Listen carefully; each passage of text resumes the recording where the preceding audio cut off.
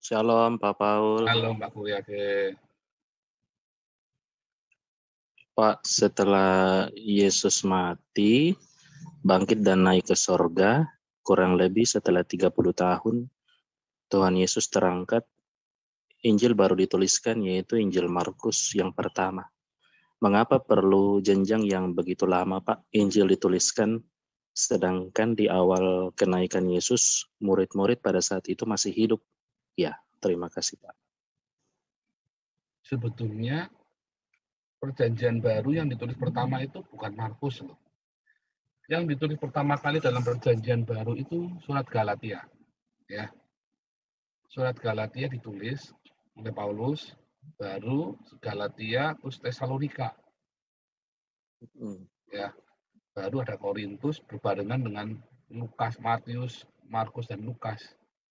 Jadi bukan Markus yang ditulis pertama. Markus, Matius dan Lukas itu berbarengan. Yohanes itu baru terakhir ya, ditulis tapi baru diselesaikan tahun 90-an. Iya. Gitu. Itu ceritanya.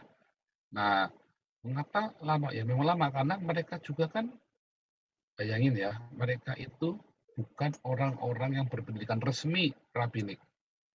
Mereka harus untuk menulis sebuah kitab suci di zaman itu, jangankan kitab suci ya, sebuah gemara. Gemara itu yang cikal bakalnya Talmud itu loh. Mereka itu harus punya ijazah, sertifikat rabbinik seperti Yesus. Nah, mereka ikut pengajaran Yesus itu selama 3,5 tahun.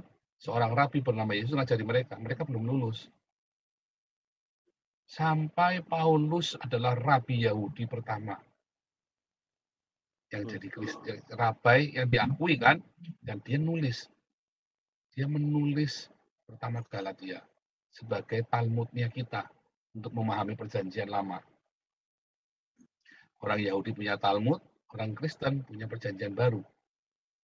Sumbernya sama dari perjanjian lama, lalu orang Yahudi menafsirkan di dalam Talmud, kita orang Kristen menafsirkan dalam perjanjian baru yang ditafsiran yang dibimbing oleh Roh Kudus. Makanya kita memahami perjanjian baru, kecuali ada tulisan metafora atau kiasan atau simbol, maka kita memahaminya harus secara hurufiah perjanjian baru itu. Nah, kemudian baru setelah Paulus menulis, maka mulailah para rasul yang lain menulis. Karena kita ini pelayan-pelayan perjanjian baru, katanya Paulus kan. Nah, mereka baru mengerti. Mereka punya hak untuk menulis. Jadi nggak bisa langsung, mereka nggak kepikiran waktu itu. Saya yakin mereka nggak berpikir.